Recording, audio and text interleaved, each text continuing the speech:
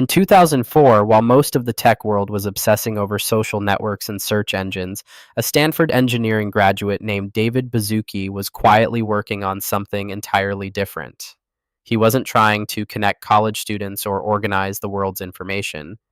Instead, he was building a physics simulator called interactive physics that would help students understand how objects moved and collided in virtual space. But Baszucki had a bigger vision brewing in his mind, one that would transform his educational tool into something unprecedented, a platform where millions of kids would not just play games, but create entire virtual worlds and economies. What started as a simple physics engine would eventually become Roblox, a digital universe generating over $4 billion in annual revenue and turning teenage developers into millionaires before they could legally drive a car. The journey began in 1989 when Baszucki and his brother Greg founded a company called Knowledge Revolution focused on educational software. Their flagship product, Interactive Physics, allowed users to build simulations by dragging and dropping objects, then watching them interact according to real-world physics principles. Teachers loved it, students engaged with it, and in 1998, MSC Software acquired Knowledge Revolution for $20 million. But instead of retiring to a beach somewhere, Baszucki found himself haunted by a simple observation. Kids didn't just want to learn about physics, they wanted to create and share their own worlds. After leaving MSC Software in 2002, he partnered with former Knowledge Revolution administrator Eric Castle to pursue this vision. They spent 2 years developing what they initially called DynaBlocks, a platform that would let users build three-dimensional experiences using simple building blocks, then share them with others around the world. By 2005, DynaBlocks had evolved into something more ambitious and acquired a catchier name, Roblox, a portmanteau of robots and blocks. The platform officially launched with a radical premise that seemed almost naive at the time. Instead of creating games and selling them to players, Roblox would provide the tools and let players create games for each other. Users could build everything from racing games to role-playing adventures to social hangout spaces using Roblox's proprietary programming language, Lua. But here's where Baszucki's vision became truly revolutionary. Creators wouldn't just make games for fun, they would earn real money from their virtual creations. The platform introduced Robux, a virtual currency that players could purchase with real dollars and spend on in-game items, experiences, and customizations. More importantly, developers could exchange their earned Robux back into real currency through the Developer Exchange program, creating the first major platform where kids could legitimately build businesses in virtual worlds. The early years were a grind that would have broken lesser entrepreneurs. From 2005 to 2010, Roblox grew slowly, accumulating a dedicated but relatively small user base of primarily young creators and players. The graphics were blocky and primitive, the tools were basic, and many in the gaming industry dismissed it as a toy rather than a serious platform. But Baszucki understood something that traditional game companies missed. Kids didn't want photorealistic graphics or complex mechanics. They wanted creative freedom and social connection. During this period, Roblox raised several rounds of funding, including a $2 million Series A in 2006, and additional rounds that would eventually total over $60 million by 2011. The company used this capital not to create flashy marketing campaigns or hire celebrity endorsements, but to improve their creation tools and expand their infrastructure to handle growing user-generated content. The breakthrough came around 2012 when several factors converged to create explosive growth. First, mobile gaming was becoming mainstream, and Roblox launched apps for iOS and Android that made their platform accessible anywhere. Second, YouTube was emerging as a primary entertainment source for kids, and Roblox gameplay videos began generating millions of views, creating a viral marketing loop that no traditional advertising could match. Third, the platform had reached a critical mass of high-quality user-generated content, meaning new players could find genuinely entertaining experiences created by their peers. By 2013, Roblox had crossed the milestone of 10 million monthly active users, and the growth curve was becoming exponential. The platform was processing over 1 billion page views per month, hosting over 4 million user-created games, and most remarkably, some teenage developers were earning six-figure annual incomes from their virtual creations. What made Roblox's economic model so powerful was its three-sided marketplace that created value for players, developers, and the platform simultaneously.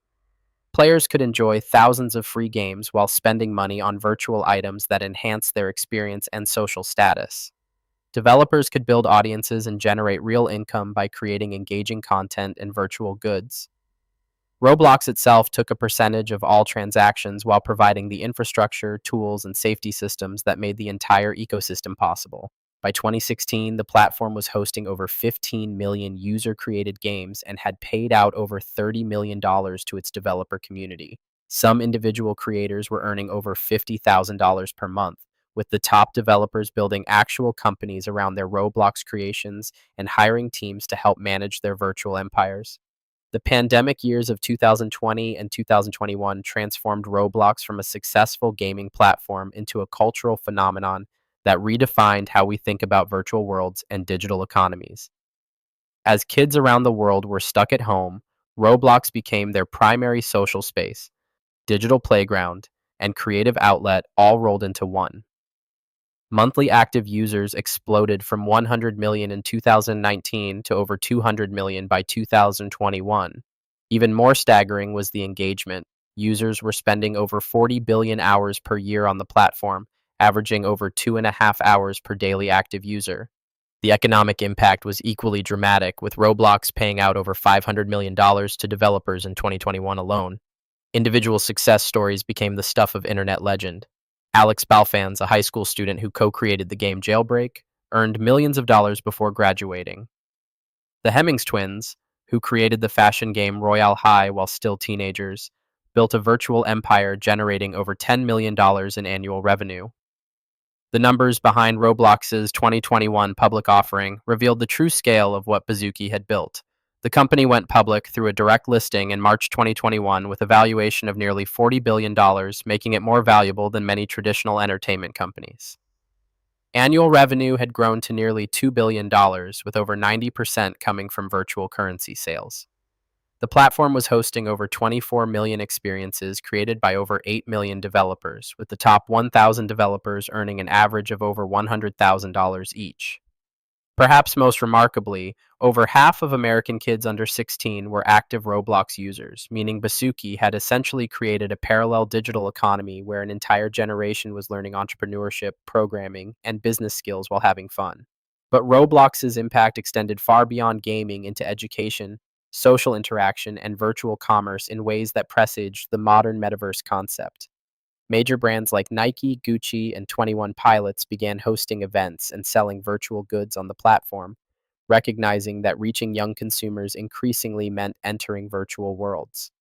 Educational institutions started using Roblox for teaching everything from computer science to physics to entrepreneurship. The platform became a legitimate career path, with some developers hiring employees, forming companies, and building sustainable businesses entirely within the Roblox ecosystem. The social aspect proved equally transformative, as kids formed friendships, communities, and shared experiences that transcended geographical boundaries. During the pandemic, Roblox hosted virtual birthday parties, graduation ceremonies, and social gatherings that provided real emotional connection in a time of physical isolation. The empire that David Baszucki built represents something unprecedented in business history, a platform that transformed millions of consumers into creators and entrepreneurs while generating massive value for all participants.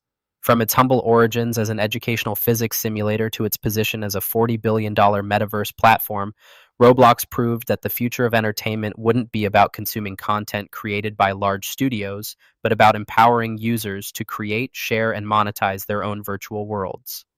The platform has paid out over $7 billion to developers since its inception, created thousands of millionaires who weren't old enough to vote when they started building their virtual empires, and established the template for user-generated content platforms across the internet. As of 2021, over 54 million daily active users were spending nearly 3 billion hours per quarter in experiences created by their peers, generating billions in virtual commerce and proving that Baszucki's original vision of democratized creation wasn't just possible, it was inevitable.